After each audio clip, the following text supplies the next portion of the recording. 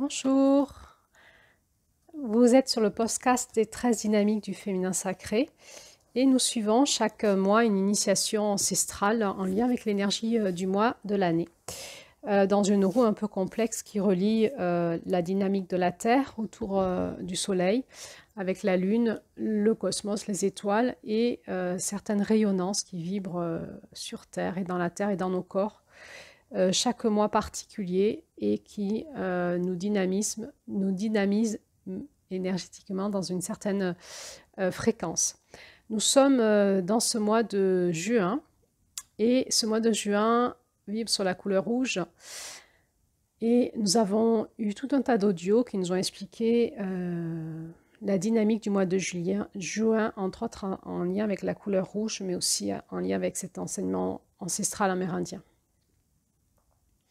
Aujourd'hui, j'avais envie de vous parler d'un petit revers de médaille. Vous savez, dans ce conte, il est donc parlé de ce coyote, ce manipulateur, ce filou qui embarque cette petite étoile et qui va la happer par un discours amical, bienveillant, tout en douceur, pour la manger tout cru. Et donc, nous avons étudié cette dynamique de la manipulation. Et j'avais envie aujourd'hui de faire un revers de la médaille et de vous dire, et si c'était nous le coyote?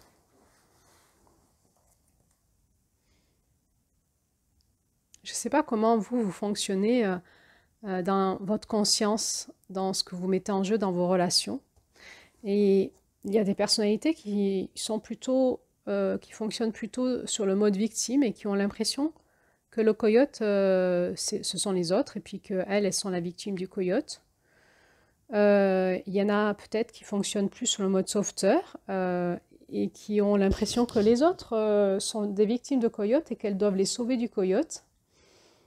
Et puis peut-être que des fois vous dites, oh là là, c'est moi le persécuteur et je suis un gros coyote, et que vous êtes dans un schéma de culpabilité dans lequel vous n'arrivez pas à sortir peut-être.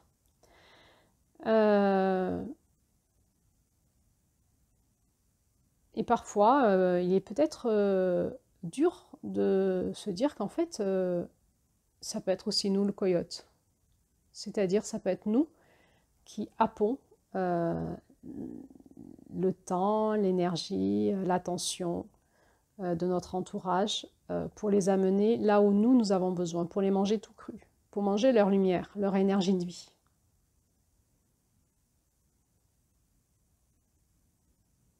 Ça demande une écoute un peu subtile, de la façon dont nous rentrons en connexion dans nos relations avec l'autre.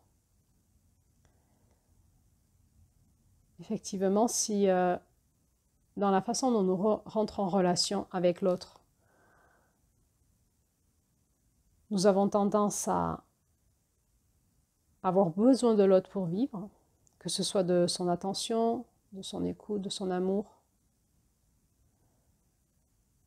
et que nous ne l'avons pas, alors nous allons peut-être mettre en jeu, souvent de manière très inconsciente et subtile, une façon de rentrer en relation pour happer l'autre à notre service.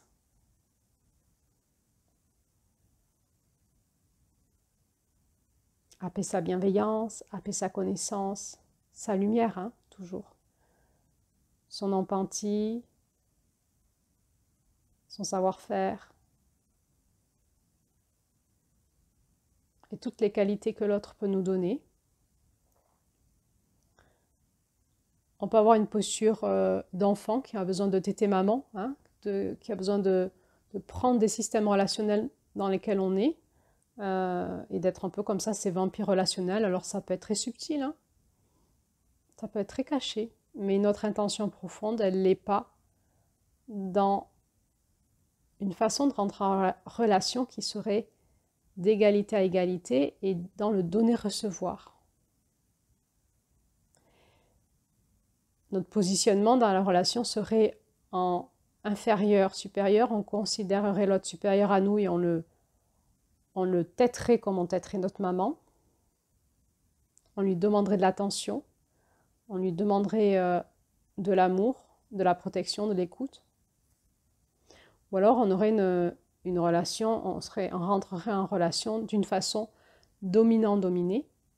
Et dans ce cas-là, c'est l'inverse. On capterait l'attention de l'autre en le persécutant, en lui faisant des reproches, en lui donnant des injonctions.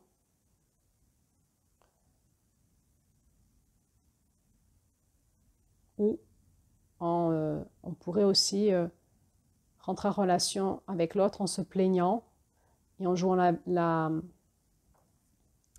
savez, le pessimisme énorme, où on a l'impression que tout va mal, tout est négatif, tout est noir, et en disant ça à l'autre, on l'aspire avec nous dans notre enfer en fait.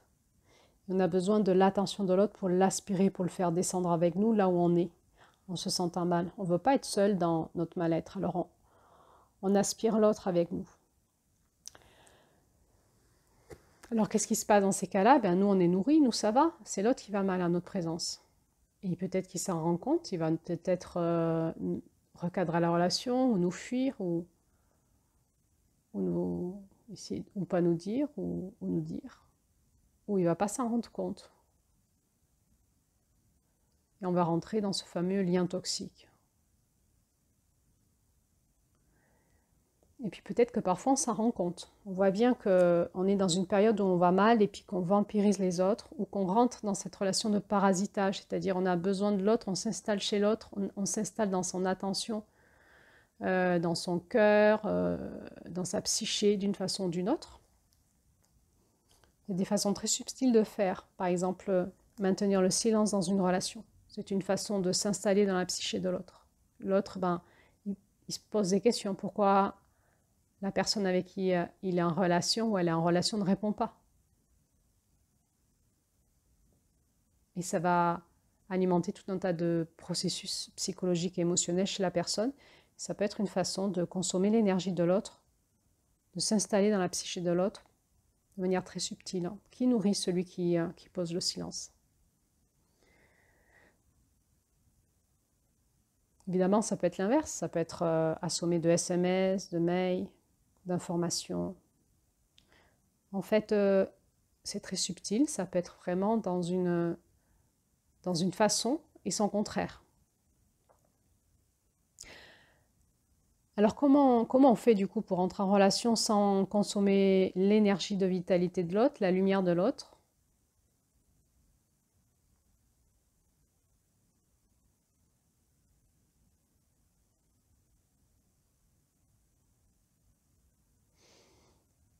On voit dans ce conte qu'à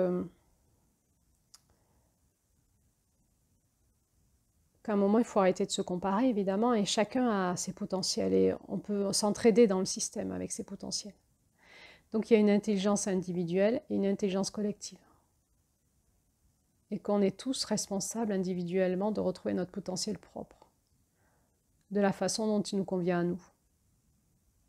Mais qu'il y a aussi une entraide collective dans laquelle on peut participer.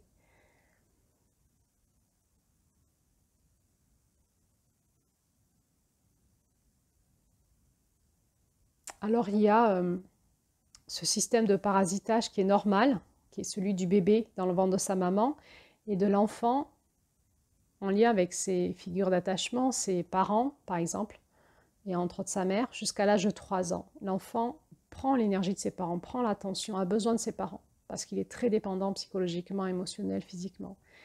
Et après 3 ans, il va y avoir un détachement au niveau énergétique et une individualisation, une indépendance de l'enfant. Il va petit à petit trouver son indépendance à l'intérieur de lui au niveau psychologique, émotionnel et petit à petit physique aussi.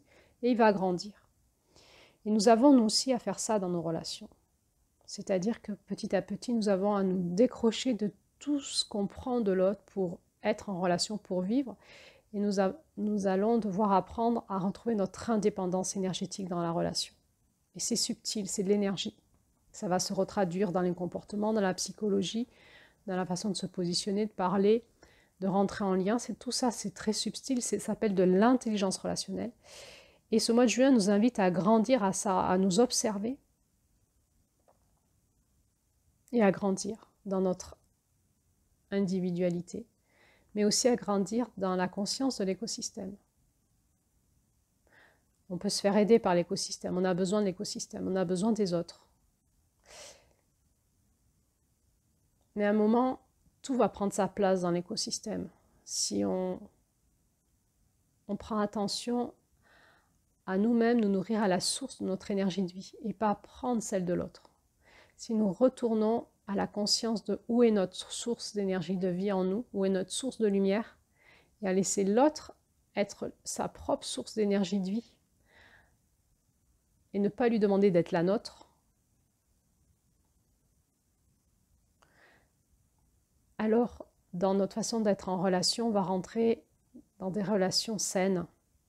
Nous allons pouvoir partager nos potentiels, nos ressources, nos lumières d'une façon dynamique dans une intelligence d'un système relationnel et d'un système de collectif. Alors je ne sais pas si j'ai réussi à me faire comprendre, si ça vous parle ce que je vous dis, parce que c'est énergétique. Hein. Ça se travaille en thérapie relationnelle. On essaye d'aller voir toujours la dynamique dans la relation et comment ça se passe concrètement dans la conscience des deux personnes et dans l'inconscient des deux personnes et qu'est-ce qui se met en jeu au niveau énergétique. Et on découvre beaucoup de choses dont on ne prenait pas conscience et en prenant conscience, ça devient évident de pourquoi je dis ça, pourquoi je fais ça, pourquoi j'ai réagi comme ça, pourquoi j'ai eu telle émotion. Qu'est-ce qui en moi veut consommer l'autre? Qu'est-ce qui en moi n'est pas autonome dans la source de mon énergie de vie quand je suis un adulte? Quand je suis un enfant, c'est normal. Et quand je suis un adulte,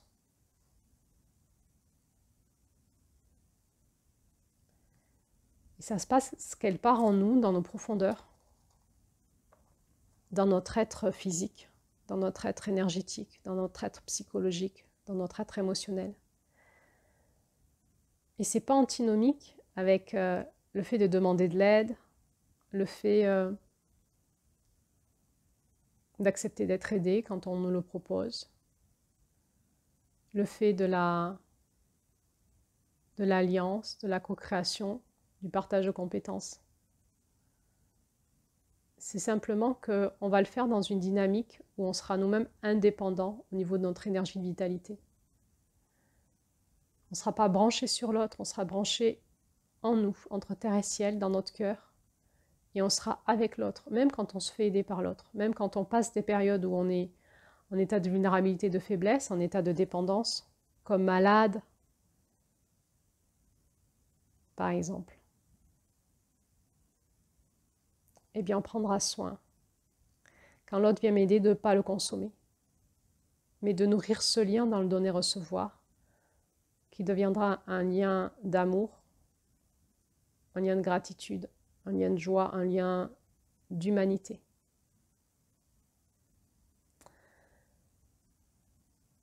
Voilà ce que j'avais envie de vous partager aujourd'hui comme thème d'écoute intérieure et de prise de conscience, parce qu'on est tous concernés par ce sujet-là. Et nous avons tous maintenant besoin de monter en intelligence relationnelle, petit à petit, pour que nos systèmes relationnels, affectifs, amoureux, sexuels, familiaux, ancestrales, humains, nos systèmes associatifs, professionnels, de loisirs, etc., etc., nos systèmes amicaux, puissent fonctionner d'une manière beaucoup plus saine, beaucoup plus dynamique dans la joie et l'amour, dans l'interdépendance, c'est-à-dire on a tous besoin des uns des autres, mais dans la co-création, plutôt que dans le vampirisme et dans le parasitisme relationnel.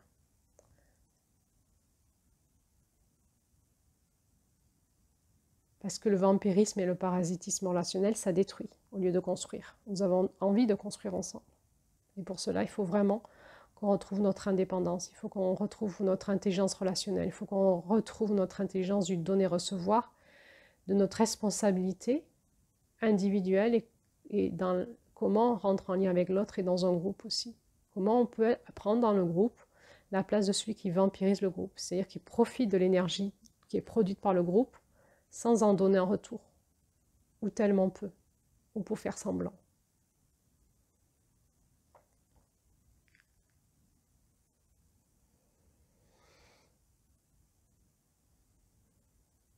Et bien voilà, c'est encore la couleur rouge qui venait nous dynamiser dans notre intelligence du lien humain entre nous.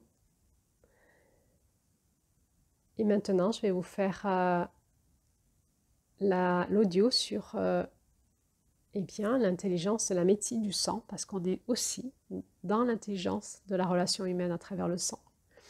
Alors, à bientôt pour cet audio.